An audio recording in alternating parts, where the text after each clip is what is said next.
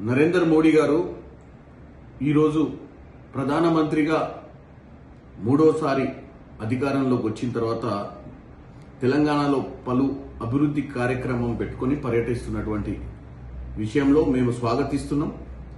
ముఖ్యంగా తెలంగాణ రాష్ట్రం ఆవిర్భవించిన తర్వాత జరిగినటువంటి సంఘటనలు, వచ్చినటువంటి ప్రభుత్వం, గత ప్రభుత్వం మిగులు రాష్ట్రంగా ఉన్నటువంటి రాష్ట్రాన్ని అప్పుల రాష్ట్రంగా తెలంగాణలో కాంగ్రెస్ చేతిలో పెట్టిపోయిన విషయం అందరికీ తెలిసిన విషయమే. ముఖ్యంగా వికసిత్ భారత్ 2047 దిశగా నరేంద్ర మోడీ గారు ప్రయాణిస్తున్నారు. రేవంత్ రెడ్డి గారు కూడా తెలంగాణ రైజింగ్ 2047 అనే అంశాన్ని తీసుకొని 30 ట్రిలియన్ ఎకనామీ ఏదైతే నరేంద్ర మోడీ గారు భారత ఆర్థిక వ్యవస్థను తీసుకుపోవాలనుకుంటారో 3 ట్రిలియన్ ఎకనామీ తెలంగాణని కూడా రేవంత్ రెడ్డి గారు తీసుకుపోవాలి.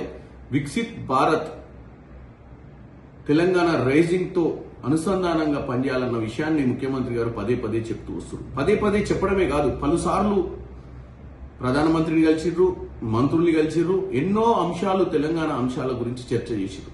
ఈ రోజు RRR లాంటివి, ఈ రోజు ఫ్యూచర్ సిటీ లాంటి చాలా అవసరమైనటువంటి తెలంగాణ అభివృద్ధికి అవసరమైనటువంటి కొన్ని విషయాలపై ఎన్నోసార్లు చర్చలు జరిగింది. ఈ రోజు ప్రధానమంత్రి గారు ఎలాగ వస్తున్నారు కాబట్టి తెలంగాణలో విభజన హామీలో భద్రాచలంలో ఉన్నటువంటి 5 ముంపు గ్రామాలకు సంబంధించి అంశం కానీ, బయ్యారం ఫ్యాక్టరీ విషయం కానీ, విభజన హామీలో కూడా కొన్ని పెండింగ్ ఉన్న అంశాల గురించి కూడా ఈరోజు మాట్లాడాలని, దాంతోపాటు తెలంగాణ ప్రభుత్వం గత 2.5 సంవత్సరాలు అధికారంలో ఉన్నప్పుడు బీసీ బిడ్డలకు ఏదైతే ఇచ్చినటువంటి వాగ్దానం మేరకు 42% రిజర్వేషన్ బిల్లును అసెంబ్లీలో తీర్మానం చేసి, కేబినెట్ లో ఆమోదం చేసి, ఆర్డినెన్స్ చేసి ఢిల్లీకి పంపించడం జరిగింది.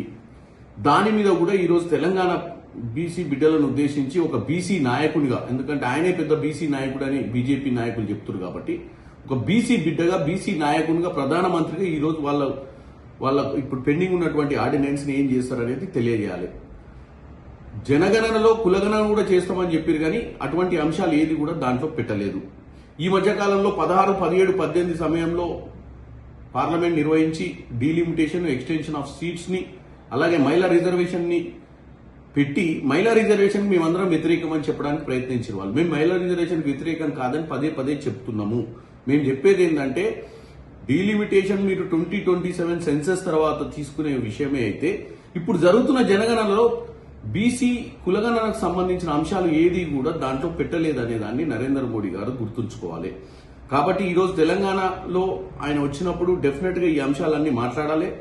ఎందుకంటే ఈ తెలంగాణలో ఉన్నటువంటి ప్రభుత్వానికి చిత్తశుద్ధి ఉంది. మాకు రాజకీయాలకు అతీతంగా డెవలప్మెంట్ కు సహకరించాలి.